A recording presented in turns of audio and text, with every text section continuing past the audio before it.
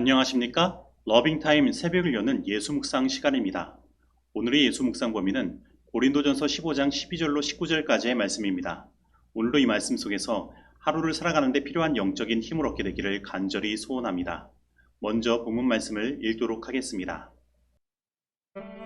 그리스도께서 죽은 자 가운데서 다시 살아나셨다 전파되었거늘 너희 중에서 어떤 사람들은 어찌하여 죽은 자 가운데서 부활이 없다 하느냐. 만일 죽은 자의 부활이 없으면 그리스도도 다시 살아나지 못하셨으리라. 그리스도께서 만일 다시 살아나지 못하셨으면 우리가 전파하는 것도 헛것이요 또 너희 믿음도 헛것이며 또 우리가 하나님의 거짓 증인으로 발견되리니 우리가 하나님이 그리스도를 다시 살리셨다고 증언하였습니다. 만일 죽은 자가 다시 살아나는 일이 없으면 하나님이 그리스도를 다시 살리지 아니하셨으리라. 만일 죽은 자가 다시 살아나는 일이 없으면 그리스도도 다시 살아나신 일이 없었을 터이요 그리스도께서 다시 살아나신 일이 없으면 너희의 믿음도 헛되고 너희가 여전히 죄 가운데 있을 것이요 또한 그리스도 안에서 잠자는 자도 망하였으리니 만일 그리스도 안에서 우리가 바라는 것이 다만 이 세상의 삶뿐이면 모든 사람 가운데 우리가 더욱 불쌍한 자이리라. 말씀 줄거리입니다. 바울은 그리스도의 부활이 곧 죽은 자의 부활을 입증하는 것이라고 말합니다. 부활이 없다면 그리스도의 부활도 없었을 것이기 때문입니다. 바울은 그리스도 안에 있으면서도 이 세상만 바란다면 가장 불쌍한 자라고 합니다. 예수님의 부활을 믿고 부활 신앙을 갖는 것은 그 어떤 종교도 가질 수 없는 기독교만의 특권이며 신앙의 핵심입니다. 그런데 고린도 교회의 어떤 사람들은 예수님의 부활이 역사적 사실이며 그렇게 수많은 증인들이 있음에도 불구하고 부활을 의심하고 믿지 않았습니다. 이들이 이렇게 된 이유는 당시의 헬라적 이론론 사상에 그들이 깊이 물들었기 때문입니다. 그들에게 영은 선하고 육은 악한 것이기 때문에 육신으로 다시 부활한다는 것은 그들에게 있을 수 없었던 것입니다. 그리고 그들의 생각 속에는 죽음으로 육체의 역할은 끝이 나고 이제 영이 육체로부터 자유로워졌기 때문에 다시 육체를 얻을 필요가 없다는 생각이 자리 잡고 있었던 것입니다. 그런데 오늘날에도 여전히 이러한 헬라적 이원 사상이 이 세상을 지배하고 있습니다. 여러 매체들을 통하여 죽은 자의 영혼이 육체를 떠나 돌아다니는 일들이 있음을 사람들의 생각 속에 깊이 집어넣고 있으며 심지어 좀비라는 것을 만들어 영혼과 분리된 육체가 다시 살아서 움직이는 공포를 사람들의 마음 가운데 심어주고 있는 것입니다. 그리고 오늘날 세상은 과학이 발달하고 인간의 이성이 높임을 받는 시대이기 때문에 과학적 사고, 이성적 사고에서 벗어나는 부활신앙이 사람들의 생각 속에 자리 잡기가 쉽지 않는 것입니다. 그렇다면 이러한 시대에 우리가 가져야 하는 올바른 부활신앙은 무엇일까요? 첫째, 예수 그리스도의 부활은 과학적으로 증명되어야 하는 논제가 아니라 역사적 사실임을 우리는 분명히 인식하고 있어야 합니다. 다시 말해 우리의 믿음은 어디서 지어낸 이야기에 기초를 두고 있는 것이 아니라 분명한 사실에 기초하여 전해지고 기록된 말씀에 기초를 두고 있음을 우리는 분명히 인식하고 있어야 하는 것입니다. 그래서 부활은 증명되어야 하는 것이 아니라 그냥 사실로 받아들여야 하는 것입니다.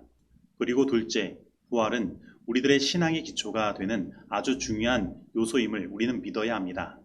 오늘 본문 말씀에서 말씀하고 있는 것처럼 이 부활이 없다면 예수 그리스도께서 다시 사시는 일도 없었을 것이고 만약에 그렇다면 우리가 전하는 모든 것이 부정되어야 하며 우리들은 그저 거짓말을 전하는 사람들밖에 되지 않게 되는 것입니다. 그리고 우리들의 모든 믿음은 헛것이 되는 것입니다. 그래서 부활이 없다면 세상에서 가장 불쌍한 자가 바로 우리들이 되는 것입니다. 왜냐하면 신앙으로 인하여 우리가 포기하고 산 것이 얼마나 많습니까?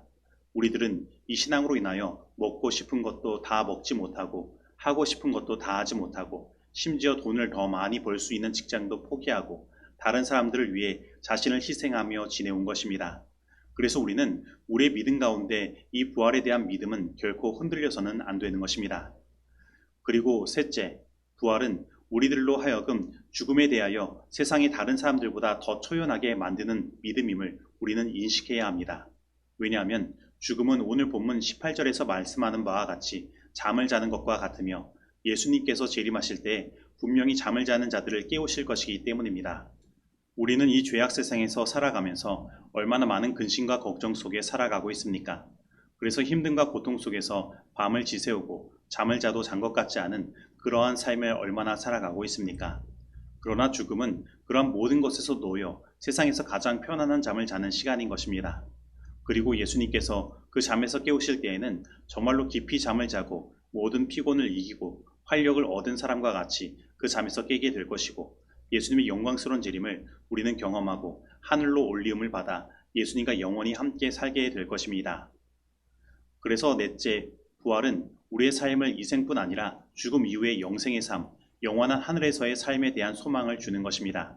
다시 말해 이 땅에서의 모든 고통과 힘듦이 보상받을 날, 예수님의 재림의 날, 부활의 날이 우리들에게 놓여져 있는 것입니다. 그래서 사도 바울은 19절에서 우리의 바라는 것이 다만 이생뿐이면 이라고 말하며 우리들의 삶이 여기에서 끝나는 것이 아님을 이야기하고 있는 것입니다. 그래서 우리는 부활의 그날에 우리가 이 땅에서 죽음으로 인하여 헤어졌던 사랑하는 사람들과 다시 만나게 될 것입니다. 이 땅에서의 이별은 잠깐이지만 우리가 다시 만나게 될 때에는 그 만남이 영원하게 될 것입니다. 그때에는 우리를 아프게 하던 모든 질병도 사라지고 그 어떠한 사고도 있지 않을 것입니다. 우리의 모든 아픔과 슬픔은 위로를 받고 치유될 것입니다. 그리고 영원한 행복만이 우리를 기다리고 있을 것입니다. 그리고 다섯째, 부활의 소망은 우리로 하여금 예수님의 재림에 대하여 더 간절하게 만들고 우리로 하여금 더 진심으로 이 복음을 전하게 만드는 것입니다. 삶을 살아가면서 우리의 소중한 사람들이 한 명, 두 명, 우리들의 곁을 떠나는 일들을 우리는 경험합니다. 그래서 그들이 그립고 보고 싶습니다. 그런데 우리는 부활을 믿기 때문에 그 모든 것을 이길 수 있는 것입니다. 그러나 우리가 그 보고 싶은 마음, 그 간절한 마음을 완전히 떨칠 수 없습니다. 하지만 우리는 그 마음을 통해 하루속히 예수님의 재림이 우리들에게 다가오기를 바랄 수 있으며 그 재림의 촉진을 위해 이 복음을 더 진심으로 전할 수 있는 것입니다.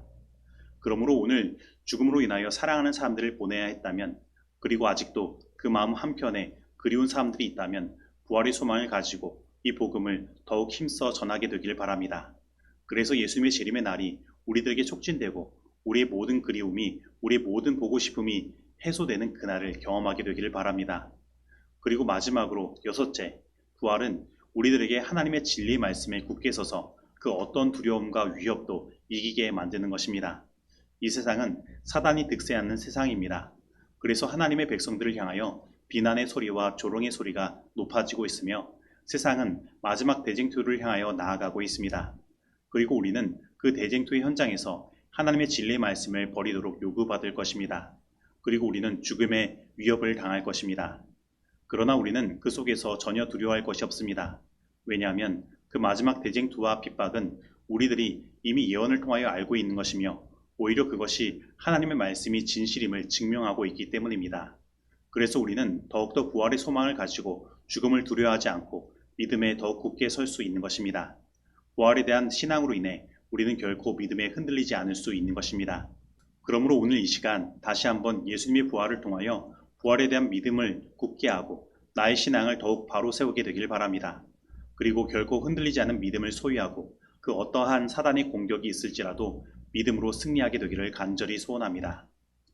죽은 자의 잠에 관한 빛이 나의 마음에 깨우쳐졌을 때 부활을 가리고 있던 신비는 제거되고 위대한 사건 자체가 새롭고 엄숙한 의미를 갖게 되었다. 나의 마음은 죽은 자의 즉각적인 보상과 형벌을 미래에 있을 부활과 심판의 분명한 사실과 조화시키기 위한 노력으로 때때로 어려움을 겪어왔다. 만일 죽을 때 영원히 영원한 행복이나 불행 속으로 들어갔을 것 같으면 가련하고 썩어버릴 육체의 부활의 필요성이 어디에 있겠는가. 그러나 이 새롭고 아름다운 믿음은 영감의 기자들이 무엇 때문에 육체의 부활에 관하여 그처럼 많이 강조했는지 나에게 가르쳐 주었다. 그것은 전 존재가 무덤 속에서 자고 있기 때문이다. 나는 이제 이 문제에 관하여 우리가 전에 가지고 있던 그릇된 생각을 분명히 깨달을 수 있었다. 죽은 자들의 영혼이 이미 한 차례 심판을 받고 그들의 운명이 결정된 후에 마지막 심판을 받는다는 것은 혼란을 초래하고 쓸데없는 일임이 이제 나에게 분명해졌다. 나는 유족들의 소망이 생명을 주시는 분께서 무덤의 속박을 깨뜨려 주실 때 의인들이 일어나서 그들의 감옥을 버리고 영광스러운 불멸의 생명으로 옷 입게 되는 영광이 그날을 바라보는 데 있다는 사실을 깨달았다. 우리 가족은 모두 주님의 신속한 재림에 대한 교리에 관심을 가졌다. 교회 증언 1권 40페이지의 말씀입니다. 이제 적용하는 시간입니다. 오늘 우리의 믿음의 가장 중요한 요소인 부활의 신앙이 세상의 가르침과 사상으로 인하여 흔들리고 있지는 않습니까? 오늘 나는 죽음은 잠을 자는 것과 같으며 예수님께서 재림하실 때에 그 잠자는 자들을 깨우시고 부활시킬 것을 믿습니까? 오늘 나는 이 세상에서 죽음을 통하여 헤어진 사랑하는 사람들에 대한 그리움을 부활에 대한 소망으로 위로받고 예수님의 재림을 촉진하기 위하여 복음을 적극적으로 전하고 있습니까? 오늘 이 말씀 속에서 내가 실천해야 할 것은 무엇입니까? 기도하시겠습니다. 하나님 아버지, 오늘날 우리들이 살아가는 이 세상은 하나님께서 주신 이 부활의 신앙을 흔들기 위하여 여러 가지 것들로 우리들을 유혹하고 흔들고 있습니다. 인간의 이성을 중요시하는 과학적 사고와 헬라적 이원론 사상이 우리 모든 사회를 뒤덮고 주님의 말씀을 믿지 못하도록 만드는 것입니다. 하나님, 이러한 모든 것에서 우리를 지켜주시고 주님께서 주시는 이 진리의 말씀 안에서 결코 흔들리지 않은 믿음을 가질 수 있도록 우리를 이끌어 주시옵소서. 그리고 오늘날 이 세상은 여러 사건과 사고가 많으며 질병이 난무한 세상입니다. 그리고 우리들은 죄인이어서 이 땅에서는 누구나 다 죽음을 경험할 수밖에 없습니다. 그래서 우리가 사랑하는 사람들과 살면서 그들을 하나 둘씩 죽음에 내어줄 수밖에 없습니다. 그리고 바로 나도 곧 그 죽음을 향하여 나아갈 수밖에 없습니다.